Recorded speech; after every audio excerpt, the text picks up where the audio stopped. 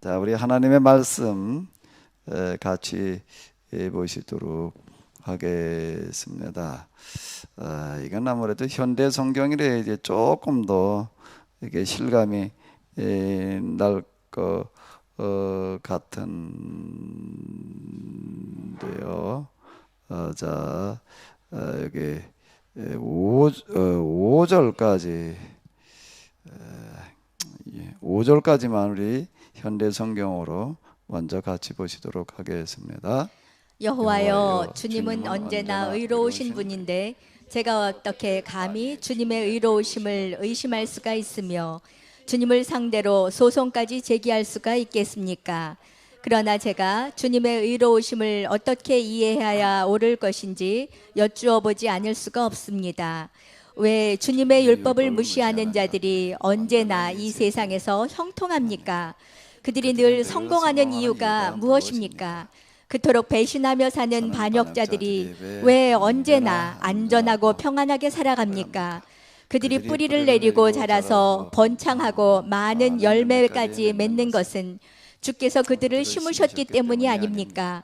그러나 주님은 그들을 잘못 보신 것이 아닙니까? 그들이 입으로는 끊임없이 주님에 대해서 말하지만 그들의 중심은 주님에게서 아주 멀리 떠나 있습니다. 그러나 제가 그들과 다른 것은 주께서 잘 아십니다. 제 속을 들여다보시는 하나님, 제가 언제나 온전한 마음으로 당신 편에 서 있다는 것을 주께서 잘 아십니다.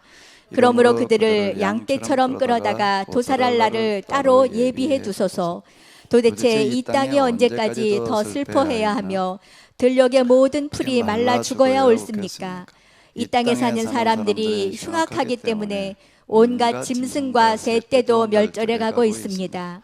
그런데도 이 땅에 사는 사람들은 깨닫지를 못하고 오히려 이런 소리까지 합니다. 예언자들이 떠드는 소리가 맞은 적은 한 번도 없었다. 주께서 내게 답변해 주셨다. 네가 걸어다니는 보병들과 경주를 해서도 피곤하다면 어떻게 기마병들과 경주를 해서 이길 수 있겠느냐? 또 내가 사람들이 많은 성읍 안에서만 안전하고 평안하게 느낀다면 요단강가의 무성한 숲속에서는 무슨 일을 할 수가 있겠느냐? 아멘. 아마 신앙생활 하면서요. 지금 예레미야가 여기 12장 1절로부터 늘어놓고 있는 이런 푸념이라고 그래야 되나, 항이라고 그래야 되나, 갈등이라고 그래야 되나, 아마 그걸 다 모아놓은 걸 텐데요. 이런 생각 아마 안 해본 분들은 없을 거예요. 좀 진지하게 신앙생활 하려고 하는 사람 정말 하나님의 살아계심과 그리고 지금도 이 세상 모든 것들을 주관하신다라고 하는 것을 정말로 인정하고 믿게 되면은 우리가 이런 생각을 안 할 수 없게 되는데요. 그런데 또 다들 예레미야가 이런 푸념을 늘어놓고 있다라고 하는 거가 그것도 지금 12장쯤 와가지고 물론 예레미야가 활동한 내용들 그냥 순서대로 그대로 쓰여졌다라고 얘기를 할 수는 없겠지만 그래도 대체적으로 이렇게 흐름이 이렇게 좀 맞아 들어가는데 이쯤에 와가지고서 이런 얘기를 하고 있다라고 하는 거가 약간 좀 의아스러운데요. 근데 예레미야가 이렇게 항의를 하니까 하나님께서 뭐라고 대답을 하셨죠? 뭐 이렇게 항의라고 하는 건 뭐 설명 안 해도 다 아시겠죠? 겉으로는 하나님을 잘 섬기는 것 같고 믿는 것 같지만 전혀 아닌데 왜 그런 사람들이 또 잘 되고 있느냐? 하나님께서 언제까지나 그런 사람들 그냥 내버려 두시고 보고만 계실 거냐? 그들이 또 이렇게 얘기하고 있어요. 그들이 뿌리를 내리고 자라서 번창하고 많은 열매까지라고 하는 건 뭔가 하면 지금 잘 되고 있는 걸 얘기를 하는 건데 주께서 그들을 심으셨기 때문이 아닙니까? 주님께서 그들을 잘못 보신 게 아닙니까? 그들이 입으로는 끊임없이 주님에 대해서 말하지만 그들의 중심은 주님께서 아주 멀리 떠나 있습니다. 참 이렇게 얘기를 하는 거 이런 항이 가 이제 이렇게 되는 건데요. 이런 생각 해보신 적 있으신가요? 해본 적이 있는 게 아니라 안 해본 적이 없는 것 같아. 남 얘기 아니라 제 얘기 빼다.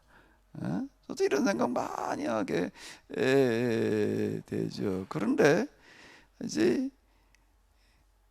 예레미야가 이렇게 정말 이게 예레미야서 읽어보게 되면 아주 그 솔직한 심정을 절대 그걸 뭐 이렇게 가려놓지를 않고 그대로 드러나고 있는 어떤 이런 거를 이제 우리가 자주 이렇게 보게 되는데, 그 하나님께서 뭐라고 말씀을 하셨나요? 하나님께서 말씀하시는 게 참 너무 의아해요. 내가 걸어다니는 보병들과 경주를 해서도 피곤하다면 어떻게 기마병들과 경주를 해서 이길 수 있겠느냐? 자, 이렇게 얘기를 하시는 게, 내가 사람의 많은 성읍에서 안전하다고 느낀다라고 한다면은 사람 많은 데서는 이제 누가 와도 테러나 이런 걸 이제 할 수가 없으니까 그런 건데, 그 저기 외딴 숲속에 있을 때에는 네가 어떻게 할 수가 있겠느냐? 그러니까 뭔 얘기가 되는가 하게 되면 이런 얘기가 되는 건데, 지금 여기 두 번째 하신 그런 말씀을, 너를 지금 죽여서 녹이는 사람들이 많이 있는데, 그래서 네가 숨어 다녀야 되는데, 여기 사람이 많은 이런 데니까 누가 나도 건들지 못하겠지 이렇게 평안하게 느낀다라고 한다면은, 그러면 저 한적한데 일단 내가 가지고 네가 어떻게 활동을 할 수 있겠느냐, 무서워가지고 이제 그런 얘기가 되는 거. 그런 가지고 겁먹는다면 뭘 할 수가 있겠느냐? 누가 널 죽인다고 그래가지고 야 이거 뭐 큰일 났다, 나 이제 뭐 그냥 이러고 쩔쩔매고 있다면 무슨 일을 할 수가 있겠느냐, 이제 이런 얘기예요. 그러면서 또 이렇게 얘기를 해. 그렇다 지금 너를 죽이고 속이고 죽일 작정을 하는 자들이 바로 내 형제와 친척과 내 고향 사람들이다. 바로 그런 사람들이 너를 속이고 너를 죽여야 한다고 한 목소리로 외치고들 있다. 그러므로 그들이 내게 아무리 듣기 좋은 친절한 말을 하더라도 속지 말고 조심하여라. 요건 저 뒤에서 조금 이따 다뤄보고요. 예레미야서에 보게 되면 예레미야를 죽이려고 하는 그런 시도들에 관한 이야기가 이제 여러 곳에서 이렇게 나오고 있는데, 이제 요 뒤에 얘기가 지금 바로 그거예요. 지금 너를 죽이려고 온 사람들이 그냥 바로 누군가 하게 되면 누구라는 거야? 가장 가까운 옆에 있는 사람들이라는 거야. 내 형제와 친척과 내 고향 사람들이다. 자, 이렇게 얘기를 하고 있습니다. 이런 것 때문에 네가 겁먹고 이런 것 때문에 위축당한다라고 하게 되면 무슨 일을 할 수가 있겠느냐. 지금 이렇게 이야기를 하시는 거예요. 그러니까 어떻다는 거예요? 이런 거에 겁먹지 말라는 얘기인데, 지금 우리가 사도행전 제가 이제 쓰고 있는데, 이제 어제 제가 쓴 부분이 사도행전 14장인데요. 비시대 안디옥이라고 하는 곳에 가가지고서 이제 이렇게 복음을 전하니까 많은 사람들이 호응을 했어요. 거기 기록에 나온 걸 보게 되면 온 도시 사람들이 뭐 다 모였다 이렇게 얘기할 정도로다가 이제 큰 호응이 일어납니다. 그러면 거기 또 이제 회당에는 유대교 아주 이 골수분자들은 또 온갖 방해를 놓다가 그게 안 되면은 이제 사람들 동원해 가지고서 이제 박해하고 쫓아내고 뭐 죽이려고 이제 이렇게 나옵니다. 거기서 또 쫓겨갔어요. 그래가지고 그 다음에 또 어디로 가는가 하면 이제 이고니온이라고 하는 곳으로 가가지고서 이제 또 이제 복음을 전하고 또 똑같은 현상이 또 나타납니다. 쭉 지켜보다가 방해하는 게 안 믿고 들어가게 되면 꼭 그 다음에는 어떻게 하는가 하면 이제 죽이려고 그러는 거예요. 그러니까 할 수 없이 또 이제 도망을 가요.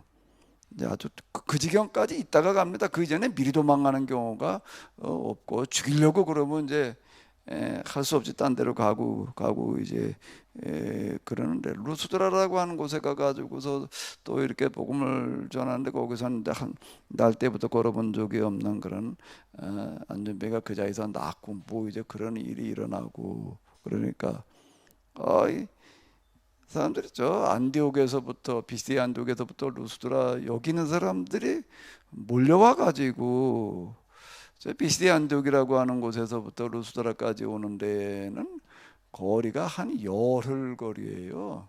그 당시 그 교통편으로다 이렇게 왔다 갔다 하려면은 열흘 거리고, 거리만 먼 게 아니라 중간에 그 큰 산맥이 이제 가른 로이고 이래가지고 거길 지나온다라고 하는 건 굉장히 이제 어려워요. 그리고 또 계절로다가 이렇게 거기 가만히 그 시점 이렇게 보게 되면 이제 아마 이 겨울 뭐 이러면 거기는 훨씬 더 이제 산이 뭐 수천 메다, 3,000m, 4,000m 이런 산맥이니까 그냥 뭐 1,000m 뭐 이런 산맥도 아니에요. 그 겨울 같은 때는 그 여행하기가 굉장히 어려웠다, 뭐 이렇게 이야기를 합니다. 한 열흘 가까이 되는 거리를 바울을 죽이겠다고 오는 거예요. 거기서부터. 그런 걸 가만히 그냥 뭐 사람들이 그냥 뭐 왔다 그러고 그냥 넘어가니까 그러는데, 어디서부터 어떻게 해가지고 왔는가라고 하나하나 이렇게 생각을 해본다라고 하게 되면 열흘 거리예요. 열흘 거리. 열흘 거리를 와가지고서 또 뭐 온갖 방법을 이제 다 동원하는 거예요. 이제 온갖 방법 동원한다라고 하는 것은 와가지고서 이거 죽이려고 그러는데 그냥 죽이면 이제 법에 문제가 되잖아요. 그럼 이제 거기에 있는 관리자를 갖다가 이제 무마를 시키고 이제 매수를 해야지 되는 거예요. 그럼 이제 돈도 또 이게 어마어마한 돈이 들어가야지 되는 거예요. 그 참 유대인들 이렇게 보게 되면 정말 이해되지 않는 부분들이 있습니다. 이게 뭐 한 열흘 되는 그런 거리가 가는 것도 쉬운 게 아니에요. 그것도 어마어마한 비용도 많이 들어가야 되고 뭐 위험부담 기타든데 많은데도 불구하고 어쨌든 거기 와가지고서 이제 루스드라에서 이제 바울을 돌로 쳐서 이제 죽입니다. 죽이고서 이제 돌로 치고 나서 이제 뭐 다 죽었으니까 그냥 이제 내다 버리고 이제 갔는데, 근데 거기까지 이렇게 와가지고 바울을 돌로 쳐 죽이려고 온 사람들이 아주 작정하고 온 건데 대충 치지는 않았을 것 같아요. 대충 돌로다가 주로 어딜 쳤을까 한번 생각을 해봐. 근데 돌로 쳐 죽였다 그냥 그렇게만 나오는데, 세진이 뭐라고? 왜 거길 칠까? 왜 머리를 칠까? 물을 필요도 없지. 뭐를 쳐야지 죽을까 하니까, 아니 그 먼 데서부터 정말 아주 그냥 독이 오를 대로 올라가지고 바로 죽이겠다고 온 사람들이에요. 그것도 한두 명도 아니에요. 떼거지로 몰려와가지고서 여러 명 그냥 돌로 친 거예요. 그럼 진짜 죽었을까? 안 죽어? 기절만 하고 말았을까? 진짜 죽었을까?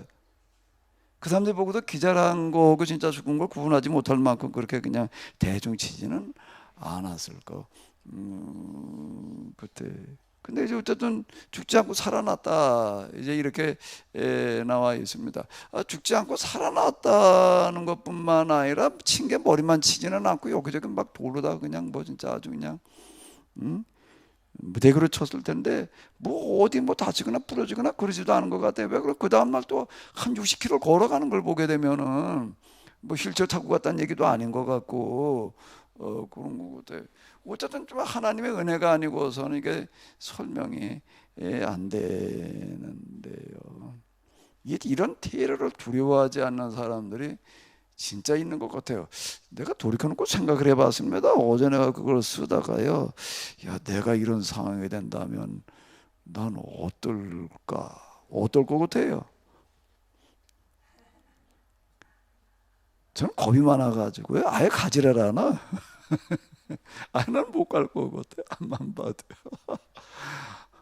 어쨌든 그런 데서 살아나가지고서는 또 죽은 줄 알고 그냥 내다버렸는데, 이제 이제 교인들이 몇 명 와가지고 둘러서 있는데 일어나서 살아났으면 그 다음에 어떻게 해야 될까요? 어떻게 해야 될까요? 자기를 알로 돌로 때려 죽인 사람들이 있는 그 성을 도로 들어가는 거예요. 그 자리에 일어나자마자요. 그 사람들 아직 간 게 아니거든요. 보조지 거기 있을 텐데 그 성을 들어가서 그 성에서 하루 저녁을 자요. 그러고 나서 그 다음 날 이제 이 도베라는 곳으로다가 이제 이렇게 가는 걸 이렇게 볼 수가 있는데 그 도베까지 가가지고 또 전도하고 그러고 나가지고도 그 다음에 또 어떻게 하는가라고 해도 원래 예정은 그냥 계속 가가지고서 그냥 이 안디옥 교회로다가 이렇게 이제 올 생각이었는데 거기쯤 와가지고서 도베 그럼 이제 그 다음 가게 되면 이제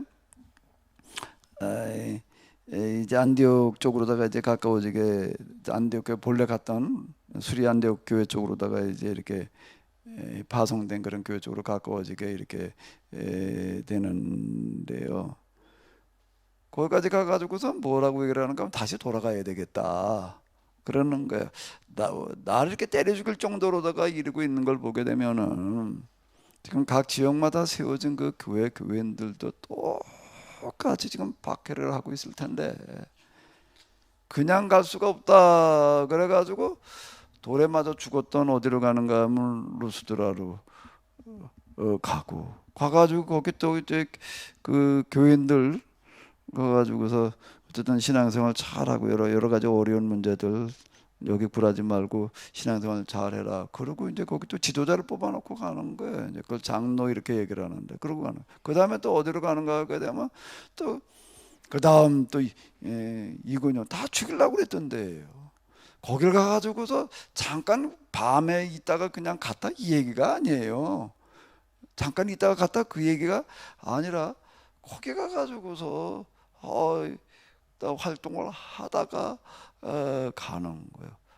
근데 딱 그러고 돌아가는 어떤 이런 걸 이렇게 보면서 야, 참 이게 어떻게 이렇게 할 수가 있을까? 근데 제가 또 어디 읽은 거에 의하게 되면은 요한 웨슬리라는 일기를 읽어보게 되면 거기에도 비슷한 이야기가 이렇게 나옵니다. 그 요한 웨슬리가 술 취하지 마라, 방탕하지 마라, 뭐 이런 설교 좀 많이 해가지고서 사람들이 많이 이제 바뀌어지고 이제 그러는데 그러니까 이제 그걸 제일 싫어하는 사람들이 이제 이 깡패들이에요. 그때는 그 영국의 산업사회가 일어나고 그래가지고 유럽에서 제일 이 도덕이 아주 문란했다. 뭐 이렇게 얘기하는데요. 근데 웨슬리가 한 번 가가지고서 이제 설교를 거기 가서 오래 있지를 못해. 웨슬리는 거기 가가지고서 한 번, 두 번, 3번 일주일을 계속 있는 곳이 없어요. 거기는 언제 주로 설교를 하는가 하면 새벽에 사람들이 일 나가기 전에 그리고 이제 그 다음에 또 저녁에 뭐 이런 식이에요. 이런 식으로 하고 저녁을 다 돌아다니는데 일기에 보게 되면은 뭐라고 나와 있는가 하게 되면 그 지역을 여러 해 전에 한 번 왔다가 다시 가니까 완전히 동네 분위기가 바뀌었다. 자, 이렇게 기록이 되어져 있어요. 그런 그 깡패 문화가 다 사라졌다 그런 얘기가 이렇게 되는 건데요. 아마 제가 전에도 뭐 예배 시간에 몇 번 얘기했을 것 같은데 제가 전에 그 영국을 뭐 갔다 오다 성지순례 뭐 이렇게 해가지고 유럽 그쪽에 쭉 갔다 온 아주 조금 가장 그 가까이 돼 있던 그런 목사님이에요. 맨날 테니스장에서 그냥 뭐 일주일에 몇 번씩 테니스 치고 그러던 그 목사님 이제 갔다 와가지고 하는 얘기가 영국을 갔다가 자기가 직접 경험한 걸 얘기를 하는 거예요. 직접 경험한 걸 얘기를 하는데 어느 한 지역에 들어가다 마트에 뭐 들어갈 일을 가지고 쭉 둘러보다 보니까는 뭐가 없는가 하게 되면은 술을 안 팔더라는 거예요. 그러니까 여긴 왜 이 마트엔 술을 안 파냐 그랬더니 뭐라고 대답을 했다고요? 여기 옛날에 요한 웨슬리 목사님이 다녀간 마을입니다. 웨슬리 목사님은 언제적 사람인가 하면 1700년대예요. 1700년대 중반쯤 이제 이렇게 활동했던 그런 사람인데 그 사람이 회심한 연대가 1738년에 그럼 몇 년 지나갔나? 한 250여 년 이렇게 지나갔는데 250여 년 전에 웨슬리 목사님이 한 번 지나갔다라고 하는 것 때문에 250년이 지난 지금도 그 동네에선 술을 안 판다. 참 이렇게 이야기를 하더라. 참 이게 믿기지 않는 이야기예요. 아니 웨슬리 목사님이 한 번 와서 설교한 그 영향력이 얼마나 커가지고 250년이 지났는데도 그래 그 동네에서 술을 안 판다. 참, 정말 믿기지 않는 어떤 그런 이야기인데요. 유럽을 이렇게 보게 되면 다 이제 그 사회 혁명들을 겪는데 뭐 프랑스 혁명 뭐 우리가 잘 알잖아요. 근데 사실 그런 혁명이 일어나려고 한다라고도 영국이 먼저 일어났어야 될 텐데 거기는 안 일어났습니다. 그게 이제 사회학자들의 가장 큰 연구예요. 영국이라는 사회가 산업혁명이 제일 먼저 일어났던 데고 도덕 윤리가 제일 문란했던 데고 그런데 어떻게 이 나라는 사회혁명 없이 이렇게 모범적인 민주국가로다가 이렇게 발전해 나갔느냐라고 하는 걸 사회학자들이 이렇게 많이 연구를 해요. 제일 불안정한 나라였거든요. 혁명이 일어나면 제일 먼저 일어났을 나라인데 그게 안 일어났다라고 하는 겁니다. 근데 사회학자들이 이렇게 연구한 결론은 뭔가 하게 되면 뭐라는 거예요? 웨슬리라는 사람 때문이다. 그 사람의 영향이 그만큼 컸다라고 이렇게 얘기를 한다라고 하는 겁니다. 사실 이게 우리가 참 믿기가 좀 쉽지 않아요. 야, 이거 정말 그럴까? 이렇게 이제 생각이 드는데요. 그 지금도 웨슬리 이제 뭐 탄생 몇 주년 그런 행사들을 이렇게 이제 하는데 영국에서는 그 행사를 어떻게 하는가 하게 되면은 여왕, 총리 여왕에 참석하는 그런 기념식을 거행한다. 이건 국가 행사로다가 치른다. 자, 이렇게 얘기를 하는 걸 보게 되면은 이게 맞는 것 같아요. 아니 그러면 어떻게든 그런 결과가 나올까? 자주 간 것도 아니고 그 탄광촌 뭐 이런 데가 이제 아주 그냥 거의 뭐 술집 뭐 그냥 저 장려촌 이런 것들이 그냥 저 수두라고 그런 데인데 한 번 가고 두 번 가고 그러고 가서 이렇게 보자 완전히 딴 동네가 돼 있다. 여러 가지 요인이 있겠지요. 여러 가지 요인이 있을 텐데 요한 웨슬리 목사님도 뭔가 하게 되고 어디다 이렇게 가면은요, 야 저 웨슬리 목사 또 온다. 저자 와서 죽여버리자. 깡패들이 그러고 이제 벼르고 있는 거야. 이놈이 또 우리 동네 와가지고서 말이야 뭐 우리 또 뭐라고 그러겠지. 아주 그냥 이놈 아주 죽여버리자. 그 정보가 다 들어와요. 지금 다, 그 이제 미리 이제 쭉 선발대 보내가지고 다음에 어느 동네 간다 그러고 거기 가서 이제 저 표지판을 이제 광고판을 붙이거든요. 여기 웨슬리 목사님이 이제 뭐 며칠 날 오십니다. 그럼 이제 뭐 새벽에 이제 4시 5시에 이제 사람들이 이제 모이는 거예요. 그 4시 5시에 그걸 들으려고 모인다는 것도 거기 뭐 원래 교회가 있던 데도 아니고 이제 모인다는 것도 너무 신기하고 그러지만은요. 어쨌든 이제 그런 식인데 그럼 이제 정보가 들어옵니다. 이 목사님 다음 동네는 가지 않는 게 좋겠습니다. 왜 거기 저 깡패들이 아주 오기만 죽이겠다고 이렇게 벼르고 있습니다. 그럼 진상이 수사님 같으면 어떡할 거예요? 그게 끄떡끄떡 하는 게 뭐예요? 끄떡끄떡에 뭐 마이크 좀 집어봐요. 어디 옆에 마이크 좀 피해서 가야죠. 우선 살아야 하니까. 가야 된다고 진상이 수사님 같으면 갈 거예요? 피해서요. 피해서 간다고요. 사실 나보다 나네. 난 그 정도 되면 못 갈 거. 그럼 그냥 가는 거예요. 아무렇지도 않게 가요. 가마저 벼르고 있다가 모여가지고도 지나가는데 어쨌든 뒤에 쫓아오면서 그냥 돌로 때려 죽이려고 이제 돌을 집어 던지는 거예요. 그런데 거기에 기록에 의하게도 뭐라고 그러는가? 그렇게 바로 옆에도 집어 던지는데 이게 다 빗나간다는 거예요. 던지다 지쳐가지고서 말더라. 그런 얘기다 어떻게다 한 번 있는 게 아니라요. 그 아마 궁금하시면 요한에서 일기라는 걸 한번 읽어보십시오.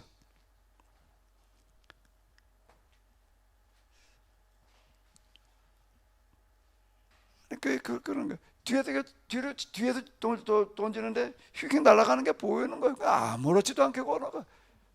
아무렇지도 않게 그냥 가는 거예요. 근데 그런 사람들은 이렇게 보게 되면 꼭 지구가 작은 사람들인 것 같아. 사도 바울에 대해서도 어디 이렇게 좀 써놓은 게 있어요. 뭐 저기서 걸어오는 모습 써놓은 거 이렇게 보니까 뭐 대머리에다가 뭐 키가 작았다, 뭐 이제 뭐 그렇게 키가 작았다 이제 이렇게 쓰여져 있는데, 그리고 그냥 깡패들이 거기서 그냥 아주 둘러서 가지고 죽이려고도 달라도 그러는 가서 그냥 아무렇지도 않게 설교를 하는 거예요. 또 이건 이거고요. 강을 가려고 이렇게 건너가려고 이제 보니까 비가 와가지고도 못 건너가게 돼 있는 거예요. 이제 배가 갈 수가 없어요. 너무 급류가 지나가지고 그 뱃속에 거 뭐고 다 못 간다고 그러는데, 저 동네 가가지고 내가 설교하기로 약속이니까 가야 된다. 그리고 배송이 난 못 갑니다. 그럼 배만 빌려달라고 그래가지고서 그냥 막 건너 몰고 그냥 가고 그러는 얘기들도 있고요.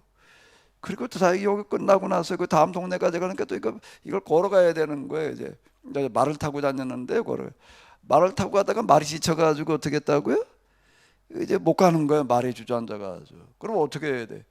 내려가지고 이제 말을 끌고 가는 거예요. 이제 말을 끌고 가다가 어떻게 했다고? 같이 가던 사람이 또 주저앉아서, 아이고 목사님 나 이제 더 이상 힘들어 못 가겠습니다. 그때는 뭐라고 그랬다고요?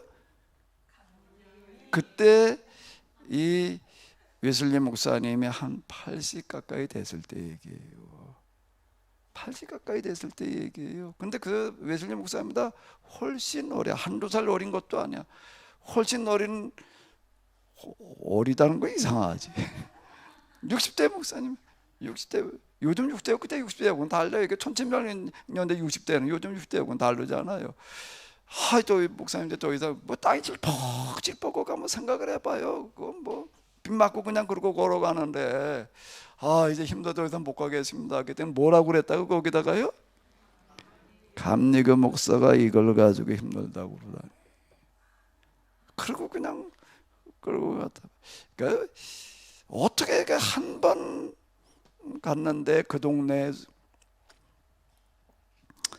200여 년이 지났는데도 우리 동네는 웨슬리 목사님은 다녀간 데 가지고 술을 안 판다 소리를 나오는가 하면, 죽음을 두려워하지 않고 생명 내놓고 다니니까 그게 그런 일이 가능한 거죠. 여러 가지 이유가 많겠죠. 이 사람 능력이 많아가지고 어쩌고 저쩌고, 능력이 그냥 능력이 어디서 오나? 자기 능력인가 그게? 그리고 이분은 또 뭔가 하면 결핵이 있었다는 거예요. 그래가지고 그냥 가기만 하면 열이 나가지고도 또 그냥 막 펄펄 끓고 기침하고 그냥 밤새로 잠을 못 자다가 또 아침에 또 나가고 그랬다. 뭐가 이걸 가능하게 하는가라고 하게 되면 생명 내놓은 사람들이기 때문에 이게 가능한 것 같아요. 생명 내놓은 사람들이기 때문에. 바울이 어떻게 그런 일을 어떻게 각 지역에 교회가 세워지고 이 사람이 한번 가서 설교를 하니까 온 동네 사람들 모여들고 말이야, 이런 일이 무엇 때문에 그러냐라고 한다면, 금방 말씀드린 대로 와서 돌로 때려 죽이고 갔는데 어떻게 한다고요? 죽었다 그러 내다 버리고 한 거니까 진짜 죽었다 살아난 거지. 그냥 기절했다 깨어났다, 거기 그래는 그냥 깨어나서라고 이렇게 단어가 있어가지고 기절했다 깨어났다라고 이제 문장에는 그렇게 돼 있는데, 상황 보게 되면 그건 기절했다 깨어났다고 보기가 어려울 정도인데, 어쨌든 어떻게 됐든지 간에, 그런데 그걸 또 그 밤에 아무렇지도 않게 들어가가지고 거기서 하루는 묵고 간다. 참 우리가 이게 잘 믿기지가 않는 거예요. 이루고 가는 거예요. 이루고 다니는 거예요. 거기다가 또 하나 뭐였다고요? 사도바라 참 놀라운 데가 정말 많은 게, 모본을 보이기 위해서 선교비를 어떻게 해결을 했다고요? 노동으로 해결을 했다라고. 막노동을 얘기를 하는 거예요. 막노동. 자기 무슨 기술을 가지고 뭐 어쩌고 저쩌고. 물론 고린도에 갔을 때 이제 브리스길라 아굴라라고 하는 사람이 이제 천막 짜는 사람이 어비 같아서 같이 천막도 짰다 뭐 잠깐 그런 적도 있기는 있는데요. 막 노동을 또 해가면서요, 설명 안 되는 부분이 참 많아요.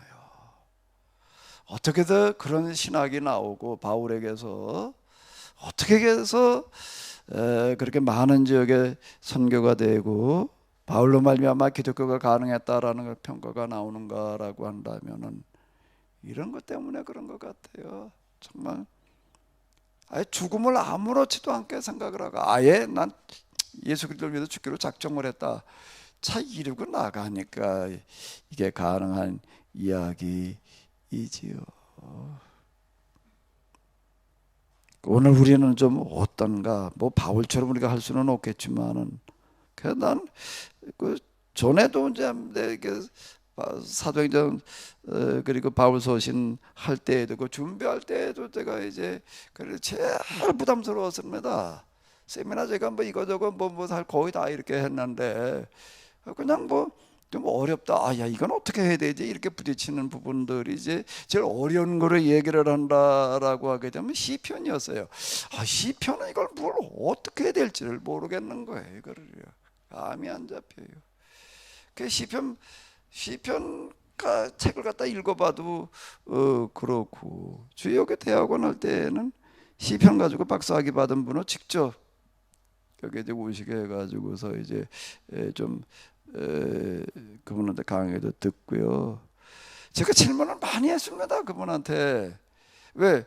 이게 시편은 어떻게 해석해야 될지 아예 감이 안 잡히는 거예요. 이게요. 뭐라고 이걸 봐야 될지를 모르겠는 거예요. 다 그 시편 가지고 전공한 사람들, 전문가들은 가지고 장르 분석만 하고 있어 놓으니까는 도대체 장르 분석만 하는 거 가지고는 이게 해결이 안 되고 제가 보니까 키네스 입장에서 어떻게 봐야 될지 제일 어렵더라고요. 어려운 걸로 봐서는 시편이었는데요.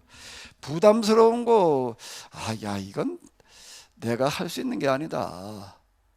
이건 내가 좀 안 했으면 좋겠다.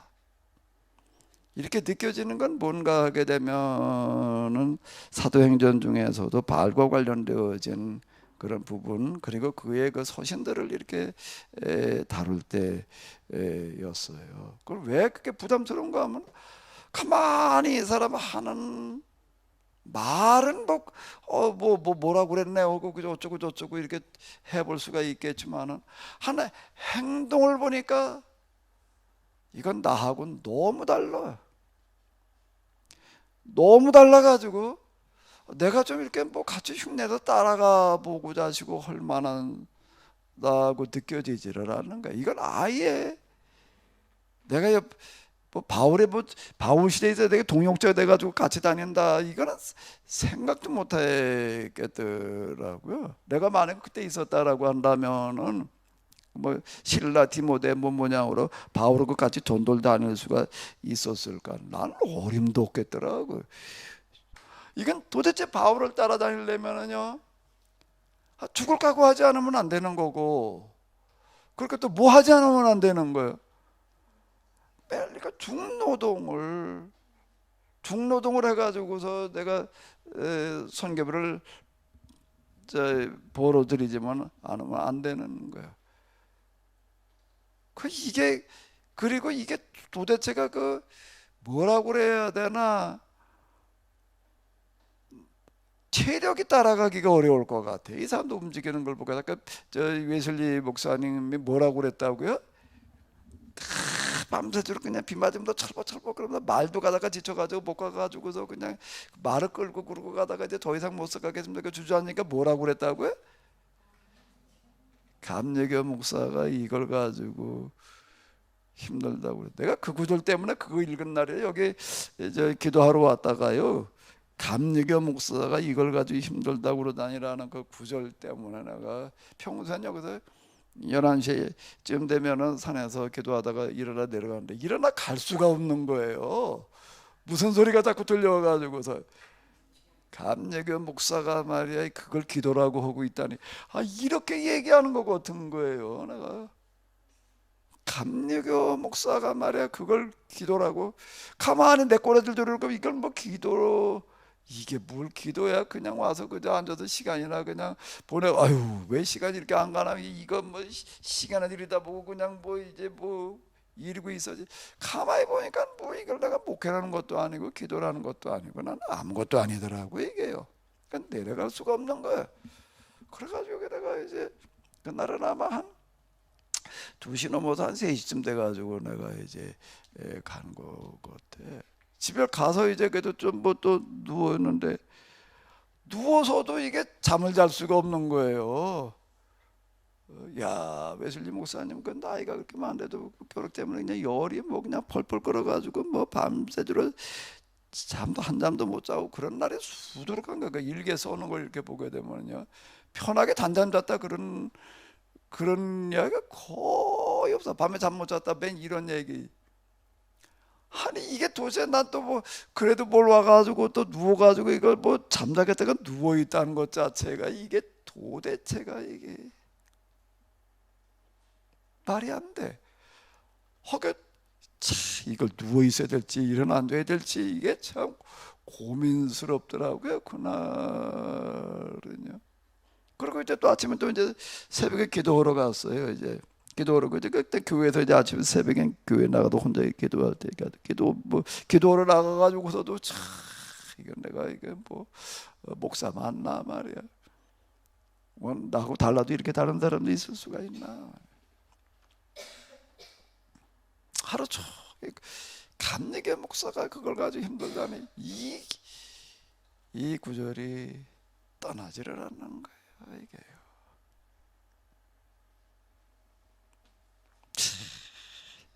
이게 난 뭔가 말이야. 난 밥벌어지지 이게 뭐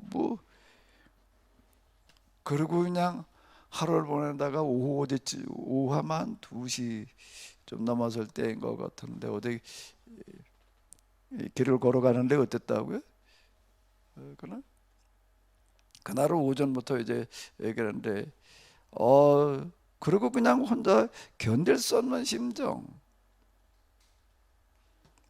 그 하나님 앞에서 이제 그 기도하면서 이렇게 보니까 가장 중요한 부분이 뭔가 하게 되면 자기 자신이 너무 한심스럽고 너무 별 볼 일 없어 보여져가지고 견딜 수 없는 심정이라는 게 그게 참 중요한 것 같아요. 그 마음을 얼만큼 내가 이제 계속 가지고 있느냐라고 하는 거가 하나님 앞에서 제가 알고 있는 영성이라고 하는 데에서는 그거 유지하는 거가 관건인 것 같아요.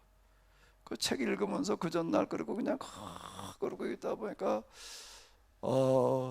여기로 뭐가 강한 전기 같은 거가 들어와서 그냥 쭉 지나가는 거야. 머리로 돌아가던 발로 나가더라고요. 이따금 한 번씩 그러다가 오후 한 2시 좀 넘었을 때 길거리 나갔을 때 그때도 또 강하게 한번 또 전 몸을 완전 스캐닝하고 지나가는 거예요. 쫙 관통해가지고 머리로부터 들어가지고 지나가더니 갑자기 제 눈이 좀 밝아졌어요. 밝아져가지고 어떻게 되는가 하면 그 길거리에 있는 사람들 생각과 마음만이 아니라 그 사람이 여태까지 살아보면서 뭘 어떻게 하고 살았는지가 이게 다 보이는 거예요. 이게 한번에 갑자기 그러더라고요. 한번 그냥 강한 전류 같은 것이 쫙 지나고 나더니 이렇게 보이는 현상이 나타났다. 내가 이제 이렇게 얘기를 하는데 무엇 때문에 그랬는가 하게 되면 무엇 때문에 그랬다고요? 감리교 목사가 이걸 가지고 힘들다고 그러다니.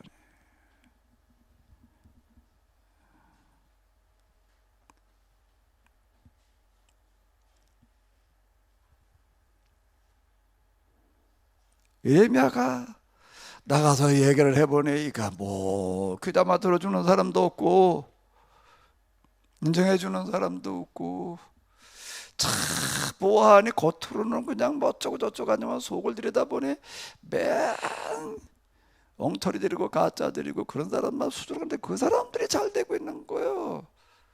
그 사람들이 혼한 말이나 사람들이 많이 은혜를 받고 쫓아다니고 뭐 그러고 있고, 그까 이제 힘들어가지고 탄식을 하고 앉아. 탄식인지 항인지 뭐라고 그랬다고요?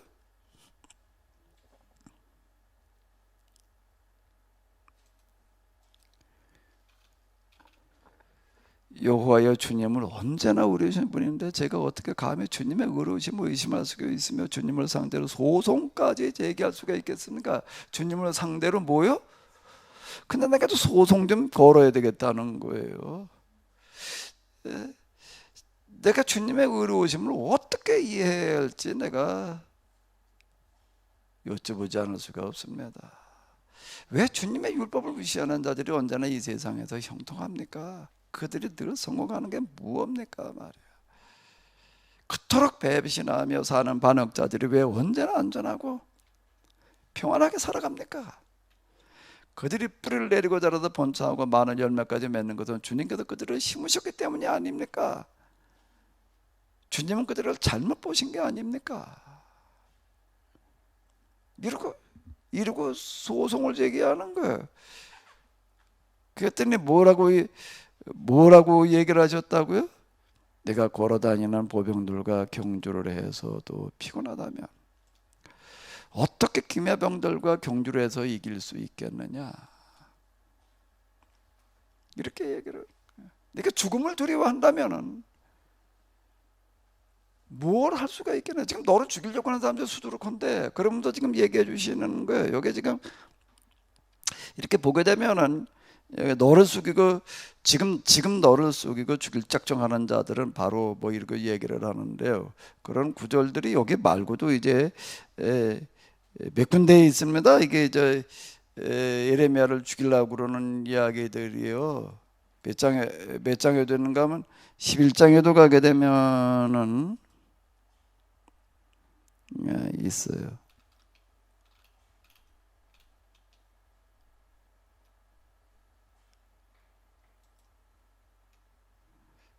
이거를 지금 개정개혁이니까 그런데요. 현대 성경으로 봐야 이제 조금 더 아마 실감이 날 거예요.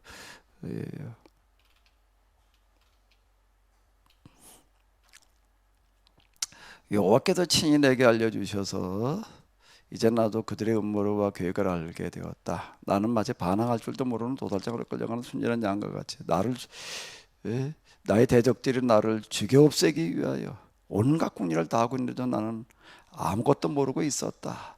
그들은 서로 이렇게 수군거렸다. 저 나무를 한참 꽃피는 계절에 베어버리자.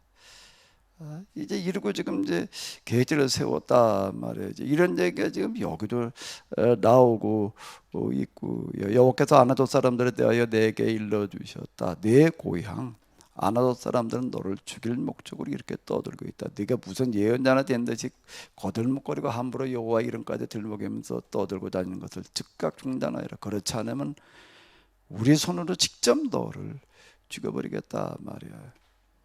자, 이런 얘기 여기도 지금 이렇게 이게 길게 나오잖아요. 아나돗 사람들이 예레미야를 죽이려고 그러고 있었다라고 하는 얘기가 여기서도 이렇게 나오는데요. 그럼 여기 또 나오는 어떤 이런 걸 이렇게 볼 수가 있습니다. 그러니까 살해 위협을 받으면서 이제 활동하는 어떤 이런 거를 이렇게 볼 수가 있는데, 예레미야에게 하시는 말씀은 뭔가 하게 되면은 네가 보병들과 경주를 해서 피곤하다면, 보병은 문자 그대로 이제 뭐 말 타고 다니는 거나 뭐 그런 사람이 아니니까 그들과 경주를 해서도 피곤하다라고 한다면은, 기마병 말 타고 가는 너는 보병들하고 같이 지금 경주를 해야 될 사람이 아니라 기마병하고 경주를 해야 될 사람인데 어떻게 네가 이걸 가지고 힘들다고 그러게 되면은 기마병들을 내가 이겨낼 수가 있겠느냐. 엘리야의 이야기 가운데 보게 되면은 그런 이야기가 있습니다. 그가 갈멜산에서 이제 바알과 아세라 선지자들과 대결하고 난 다음에 이제 뭐라고 이야기를 하는가 하게 되면 아방에게 이렇게 이야기를 하는 거예요. 지금 제 속에는 비의 소리가 들려옵니다. 그러니까 3년 반 동안 가물었을 때 얘기거든요. 비의 소리가 들려오는데 하늘에도 불만 내려오고 엘리야가 기도할 때 불만 내려오고 끝나는 게 아니라 불 내려오는 것보다 더 중요한 거는 이제 3년 반 동안 가물었다가 이제 비가 내린다라고 하는 거예요. 근데 아직 날씨가 비올 조짐에 하나도 안 보이는 거예요. 쨍쨍 맑아요. 그런데 이렇게 이야기를 합니다. 제 귀에는 지금 빗소리가 들려옵니다. 지금 왕께서 빨리 서둘러서 가지 않으면 가다가 비에 이제 물이 불어나가지고 돌아가지 못할 수가 있습니다. 그러니까 빨리 가십시오. 그래서 서둘러서 이제 왕궁으로 이제 마차 타고 이렇게 가게 하는 그런 이야기가 이렇게 나오고 있습니다. 이제 아합이 마차를 타고서 그냥 급히 왕궁으로 돌아가는데, 근데 거기에 무슨 이야기가 나오지요? 엘리야가 어떻게 했다는 거야? 앞서서 달려가야라. 앞서서 달려갔다는 거는 말 타고 갔다는 얘기일까요? 그냥 걸어갔다는 얘기가 되는 거야. 근데 그냥 맨몸으로 가는데 뭐라고 거기에 나와 있는가라고 하게 되면은 말이 가는 것보다 더 빨리 앞에 뛰어갔다, 이런 이야기가 나오고 있습니다. 근데 이런 이야기를 우리가 읽어보게 되면은요, 그게 어떻게 진짜 그럴까? 말이 얼마나 빨라요, 그게. 그런데 그건 말보다 더 빨리 앞에서 사람이 뛰어갔다. 그것도 단거리도 아니고, 거기서 사마리아 성까지 그 갈멜산에서 사마리아 성은 그거 굉장히 먼 거리입니다. 근데 거기까지를 마차 앞에서 달려갔다라고 하는 이야기 자체가 믿기지를 않는데요. 진짜 성령이 우리에게 임했을 때 나타나는 현상이 여러 가지가 있습니다. 여러 가지가 있는데 그 중에 하나는 뭔가라고 하게 되면은 이 사람의 육체의 한계를 뛰어넘게 하는 어떤 그런 현상이 이제 있습니다. 거기 엘리야와 관련된 이야기 가운데서 이렇게 보게 되면 뭔 얘기가 있는가? 하나님께서 엘리야를 들어서 딴 데다 갖다 놓으신다는 그런 이야기가 여러 번 나오고 있어요. 그 얘기가 뭔가 하면 장소 그냥 이동시켜 놓으셨다. 그리고 나중에 이제 효리바람을 타고 하늘로 이제 올라갔다, 죽음을 보지 않고 이제 승천했다라고 이렇게 나와 있는데, 그 신약 성경에 보게 되면 사도행 이제 빌립이라고 하는 사람도 성령께서 데려가셨다, 이제 이런 이야기가 이렇게 나오고 있습니다. 하나님께서 예레미야에게 하시는 그런 말씀은 뭔가 하게 되면, 네가 지금 너는 기병들하고 같이 경주를 해야 될 판인데 보병들하고 네가 지금 경주를 하면서 그걸 힘들다고 그러고 있느냐. 자, 이 얘기예요. 그러면 이 얘기가 무슨 뜻이겠어요? 다시 이제 본문으로 돌아가서 보시자고요.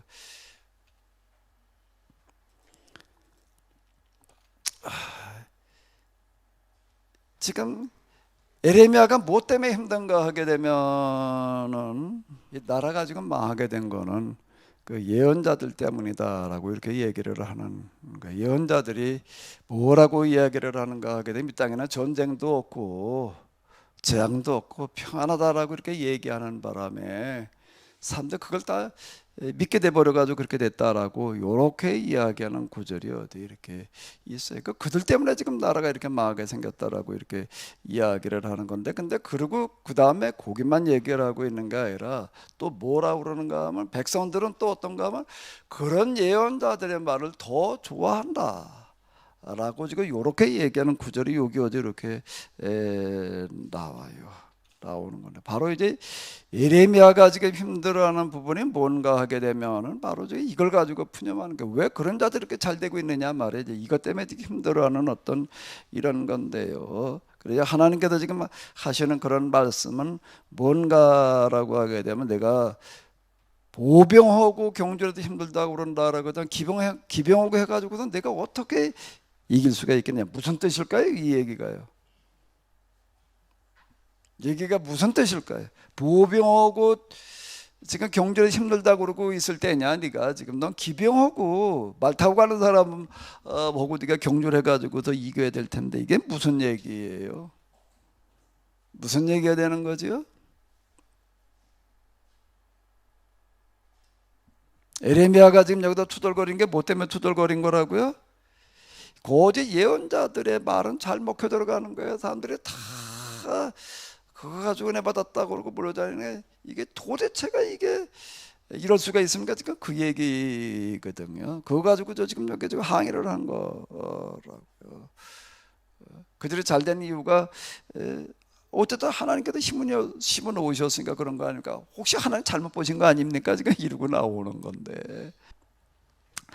자, 하나님께서 네가 지금 보병하고 힘들다고 그럴 때냐? 기병하고 경주를 해야 될 텐데 이렇게 말씀하시는 건 뭔 얘기가 되는 거죠?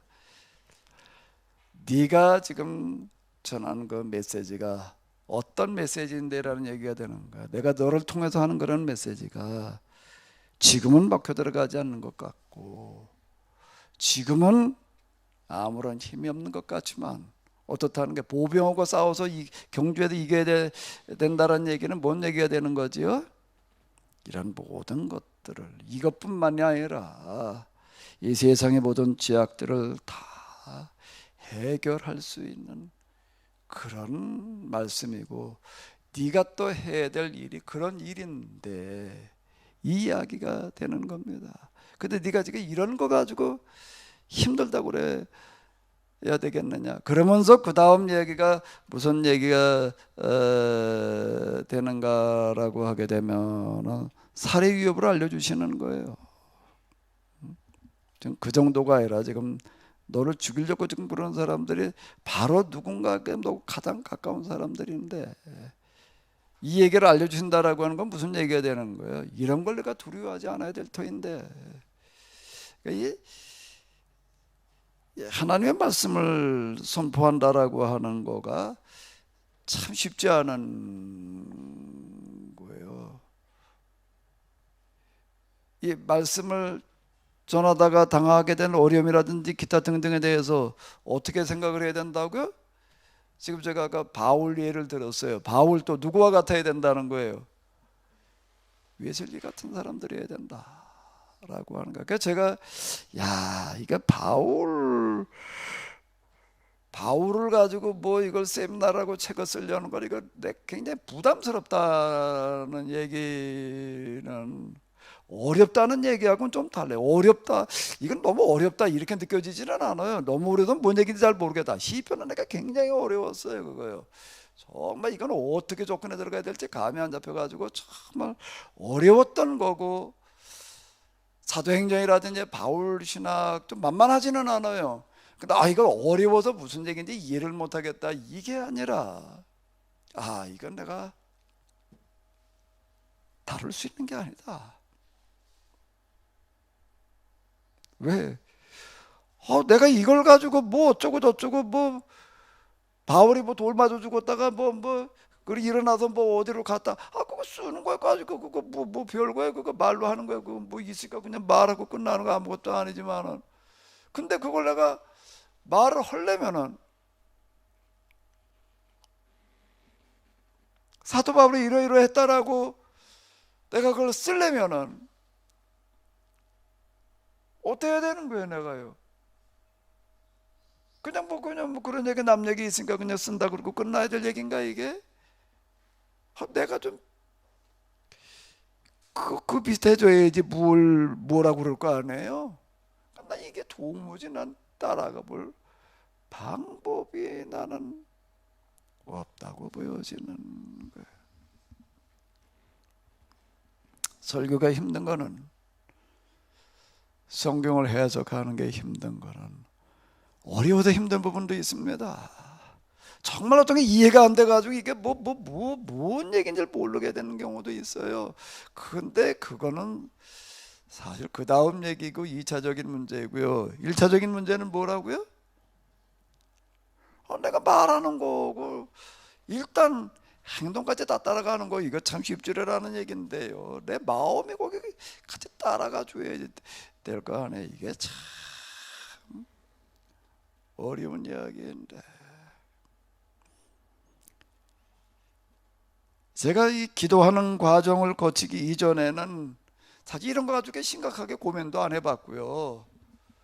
그냥 그저 그냥 말로만 하고 끝나고 그저 그러고 넘어갔었는데, 그 기도하고 난 다음에 이런 구절들이 굉장히 힘들게 다가와요. 힘들게 다가오는 게 뭐 때문에 힘들게 다가오는 걸까요? 내가 어떤 성경에 대해서 말을 할 때 내 마음이 거기에 따라가 주질 않으면 어떻게 되기 때문에 성령께서 떠나셔. 예? 그전에는 성령께서 와 계시다, 임재, 성령님의 임재 떠나주라는 게 느낌이 없으니까 몰라요. 어유 그거 뭐 지금 성령이 내 안에 계시지, 그냥 그렇게 생각하고 그냥 그저 뭐 난 구원 받았지라고 생각을 하고 있고, 성령이 내 안에 계시지, 나와 함께 하시지, 이렇게 내가 생각하는 거지. 그렇게 생각하고 그다음 어떤 거니까 믿는 거예요. 믿고 그냥 하나님께서 함께 하시지, 믿습니다. 그저 이런 식이었는데, 기도하는 과정에서 하나 좀 달라진 거는 뭔가 하게 되면 성령의 임재를 내가 느끼고 있는 거예요, 이게요. 그래서 지금 내가 이렇게 얘기하는 이런 과정에 지금 이게 하나님께서 지금 여기 함께 하시는지 아닌지가 조금 느낌으로 이제 느껴지는 거예요. 그런데 그게 어떨 때 성령께서 함께 하시는 느낌이 유지가 되어지는가? 뭐 어떨 때일까요? 내 마음하고 상관없이 그냥 입술만 떠들어대고 있을 때 그렇게 성령께서 거기에 임재하고 계실까? 그건 말이 안 되는 얘기가 되는 거지요, 이게요. 그래서 내가 전에 아마 이런 얘기 자주 했을 거예요. 설교도 그렇고 세미나 할 때도 그렇고, 성령께서 함께 하시지 않는다라고 하는데 언제든지 그만둔다 말이야. 뭐 내가 뭐 감리교 목사가 70세가 가지니까 그냥 10세까지 그냥 뭐 목사하지, 그게 아니라 10세까지 그냥 설교하지, 그게 아니라, 그게 안 느껴진다면 나는 언제든지 내가 관둔다 말이야. 내가 이제 이런 얘기 자주 했는데, 저는 이용도 목사님 책을 읽어보게 되면 그런 이야기가 이렇게 있습니다. 그분이 이제 금강산 어디 가서 기도하고 그러고 난 다음에 이제부터 무슨 성령이 임했다 뭐 그러는데, 그리고도 이제 전국에 부흥회를 하러 다니는데요. 부흥회를 하러 가가지고선 뭐라고 그럴 때가 있는가 하게 되면은, 여러분 다 그냥 가야 되겠습니다. 그리고 안 하고 오는 거예요. 왜 안 하고 올까요? 왜 안 하고 올까요? 엎드려서 기도를 하는데 지금 성령께서 지금 나에게 함께 하시지를 않습니다. 그러니까 난 못 하겠습니다. 그리고 실제로 오는 거예요, 이 사람은요. 그런 경우의 이야기가 있습니다. 그게 잘 이해가 안 돼요. 아니 뭘 성령께서 함께 하셔서 이 부흥회를 못 하겠다고 그러고 오냐 말이야. 이제 이런 얘기가 잘 이해가 안 되죠. 그리고 이제 그때는 뭐 기차로다가 이제 이렇게 주로 먼 거리 다닐 때니까 이제 우리 목사님 이제 뭐 부흥회 하시는 이용도 목사님 이제 이렇게 뭐 오신다. 그 비행기 기차가 뭐 5분 10분 간격으로 다니는 것도 아니고 하루 그저 한두 번 댕기니까 기차 오는 시간이 이제 뻔하다고요. 그래도 이제 마중을 나가요. 그래도 우리 저 목사님, 강사 목사님 마중 나가자. 그러고 나가가지고서 이렇게 있는데 아무리 봐도 목사님이 없는 거야. 그 차에 안 왔어요. 그래가지고 왜 목사님 못하지? 요즘 뭐 전화해볼 수도 없고 뭐 그때는 그러고 이제 그냥 왔어요. 그 목사님 안 오셨단 말이에요. 그 어떡하냐? 그때 시간이 다 됐어요. 이제 다 돼가지고서 이제 사람들은 뭐 부흥회한다고 광고 없었으니까 그냥 잔뜩 몰려와네. 그때 부흥회한다 그러면 뭐 이 동네 그냥 이렇게 몰려올 그런데, 또 이용도 목사님한테 이제 전국적으로 유명할 때입니다. 그러니까 뭐 이용도 목사님 설교를 한다 그러면, 부흥회한다 그러면 그냥 뭐 어마어마하게 사람들이 많이 모였다 이렇게 얘기를 해요. 이제 부흥회 시간이 다 돼가지고 사람들 이제 모여가지고 그러고 또 뭐 준비찬서 오고 그러고 있다가 그 교회 목사님 일어나가지고 나와서 얘기를 하는 거야. 여러분, 아직 이현도 목사님 오시기로 했는데 지금 우리가 기차 여기까지 이렇게 마중들을 나가는데 이 목사님 무슨 사정이 생겼는지 못 오셨습니다. 이제 이렇게 나가서 얘기를 하니까 그때서야 그 앞에 앉았던 어떤 앉아 있는 것도 아니야. 얼굴을 땅바닥에다 대고 엎드려 있더라도 부시시 일어나가지고 나 여기 있습니다. 그리고 그때 일어나 나오는 거예요. 그 일어나 가지고 그러고서 이제 설교를 뭐 이렇게 하는데, 그 이 사람이 그 기차 타고 안 하느냐? 타고 왔어요. 타고 왔는데 그래 마중들을 갔어요. 뭐 얼굴을 뭐 이름만 들었지 얼굴을 본 적이 없으니까. 근데 목사님이 그냥 이런 분이 이러니 싶어가지고 가서 당연히 목사님 이영도 목사님과 다 아니래. 그래가지고 다 그러고 그냥 왔어요. 근데 그 목사 그 차 타고 왔는데 못 본 거예요. 왜 못 봤을까요? 하도 꾀죄죄하고 하도 거지 행색이어가지고서 그 목사님의 그런 행색일 거라고는 상상을 못하고 그냥 그저 저 사람은 당연히 아니겠지 아예 그랬다라고 이렇게 얘기하는 그런 구절들이 있어요.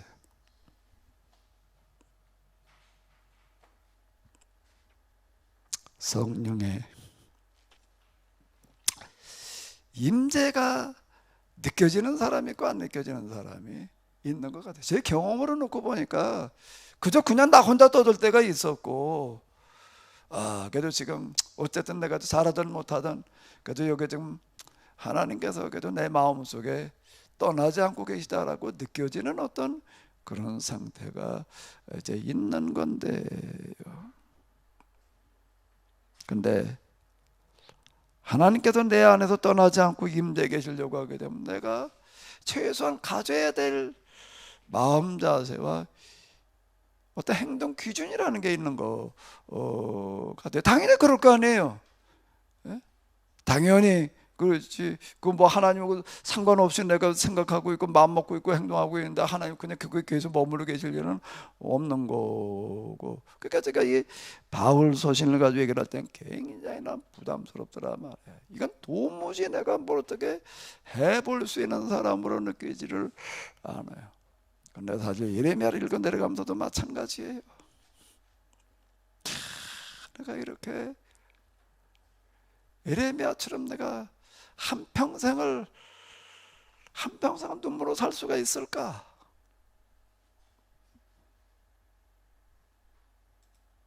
예레미야 그냥 뭐 말로만 떠들어대는 거야.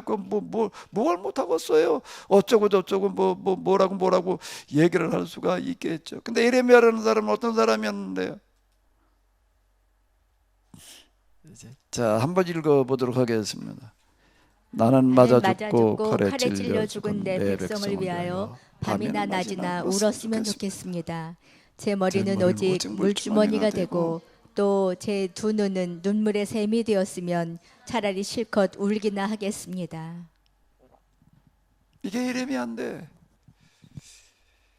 예레미야를 가지고 뭐라고 얘기를 하려고 한다라고 하게 되면은 그래도 예레미야하고 뭐가 좀 비슷한 구석이 있어야지 이걸 가지고 말을 할 거 아니에요. 그게요. 전혀 뭐 예레미야하고 상관없이 그냥 뭐 예레미야하고 어쩌고 저쩌고 얘기나 그냥 말로나 떠들어대는 거 거기 하나님께서 함께 하시겠어요? 이게요. 제가 전에 순환주간에 무슨 뭐 아모스를 하자 뭐 호세를 하자 뭐 이렇게 얘기를 할 적이 있었는데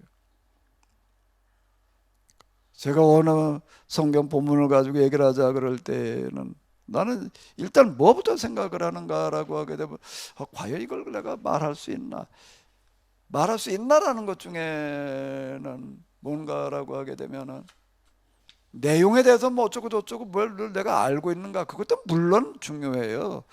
전혀 모르는 걸 가지고 뭐라고 내가 떠들겠어요. 그런데 그 내용에 과연 내가 좀 어느 정도 부합한가 그것을 내가 말할 수 있는가. 예레미야를 말하려고 한다면은 일단 눈물과 통곡이 아니고서는 예레미야를 말할 수 없는 거예요. 평생을 이 사람은 그렇게 살았어요. 평생을요. 여기 뭐 살해 위협을 받았다는 그런 얘기도 지금 여기 몇 군데 나오고 있지만은요. 막 감옥에 갇히고 감옥에 가둬놓고서 내가 너 지금 왕이 그러는 게 내가 널 죽여야 될 텐데 말이야. 내가 전쟁 나갔다 와서 너 갔다 와서 내가 너 죽이겠다 이제 이렇게 얘기를 하는 거. 그러니까 예레미야가 뭐라고 말을 받는가 하게 되면 왕이여 제발 내가 바라기는 왕의 전쟁에 나갔다 와서 나를 죽일 수 있으면 좋겠습니다. 이렇게 얘기를 합니다. 왜? 예레미야는 뭐가 보이기 때문에 그 말을 하는 거죠.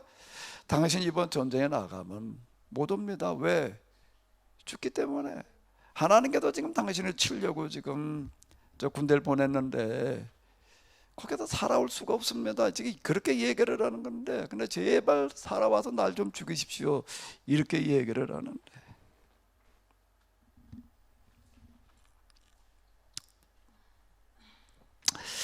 제가 에레미야서를 가지고 우리가 한번 읽고 얘기를 해보자, 생각해보자 라고 한 것은, 오늘 우리에게 에레미야의 눈물이 필요한 때인 것 같아요. 코로나가 조금 뭐 좀 잠잠해져서 뭐 좀 뭐 제막스 교실이라도 좀 뭐 허련히 하고 좀 뭐 어쩌고 저쩌고 준비를 해놓고 보니 또 뭐 변종이 뭐 어떻게 확산이 돼가지고도 또 그것도 또 지금 참 어려워지게 되고, 이것뿐만이 아니라 지금 여기 예레미야가 지금 얘기하는 거 이렇게 보게 되면은요, 새와 짐승들이 사라지는 걸 가지고 안타까워하는, 그런데 그런 것들을 아무렇지 않게 여기고 있는, 이걸 지금 탄식하는 그런 구절들이 있습니다. 그런데 지금 우리는 대멸종이라고 하는 어떤 그런 시기를 맞이했는데, 정말 우리가 하나님 옆에 나와서 그때 예배를 드리고 뭐 어쩌고 저쩌고 한다라고 하게 되면 이런 것도 우리가 어떻게 받아들여야 될 것인가라고 하는 것 가운데에서요, 오늘 우리에게 정말로 필요한 거는 예레미야의 눈물이라고 생각이 되어져서요,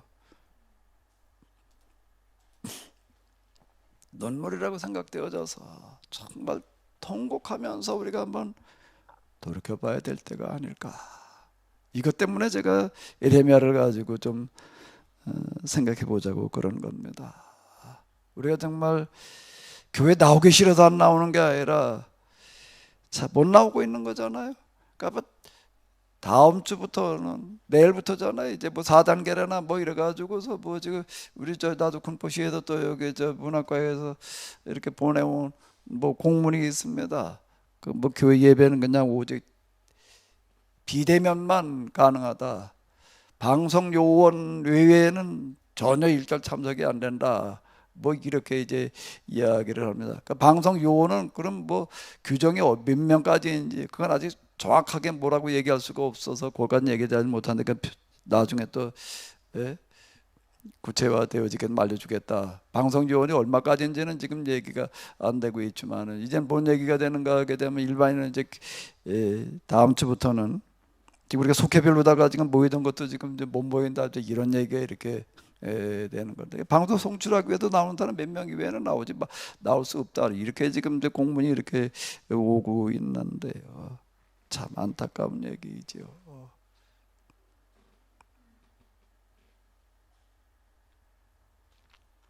이런 것들에 대해서 우리가 정말 예레미야와 같은 그런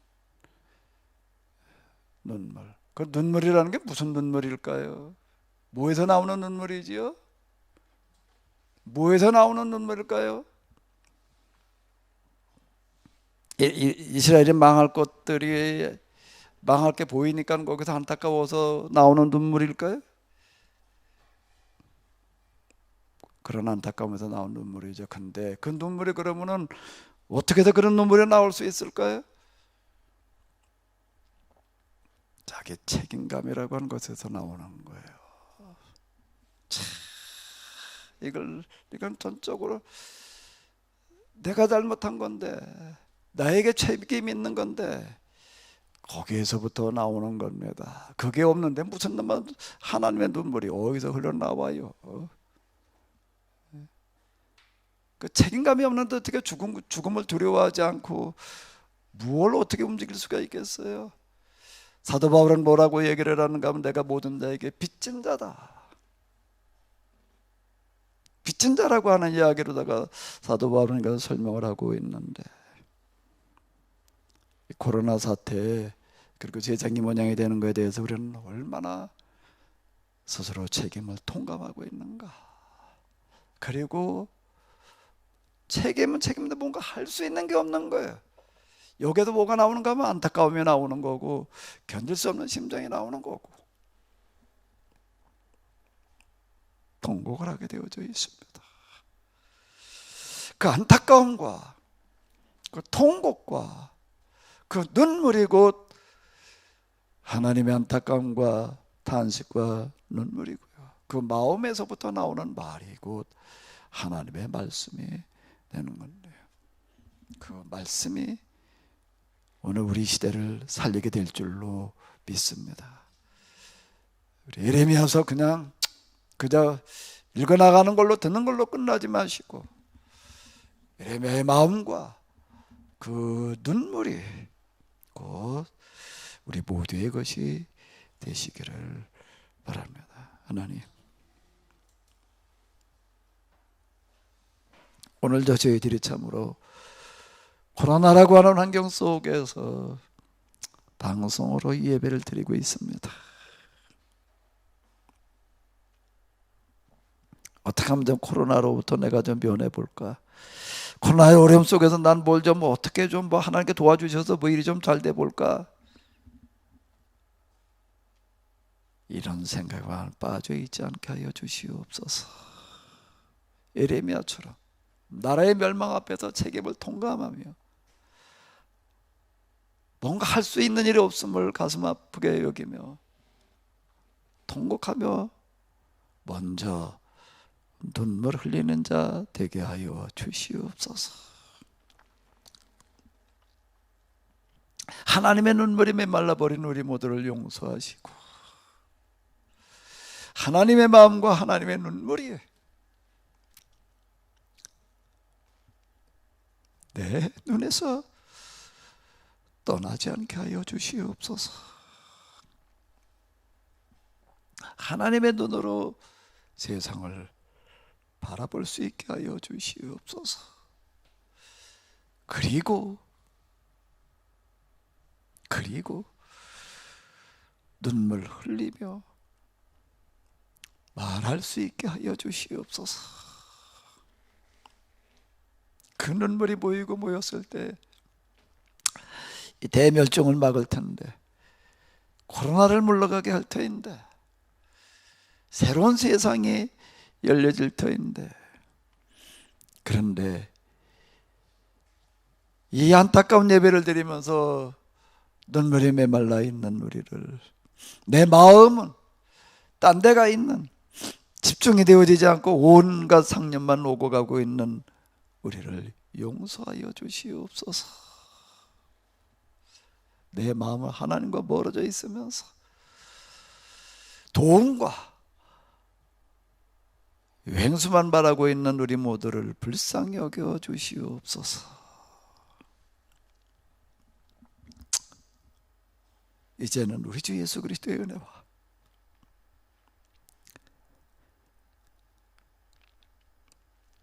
하나님 아버지의 놀라우신 사랑과 성령님의 도우심이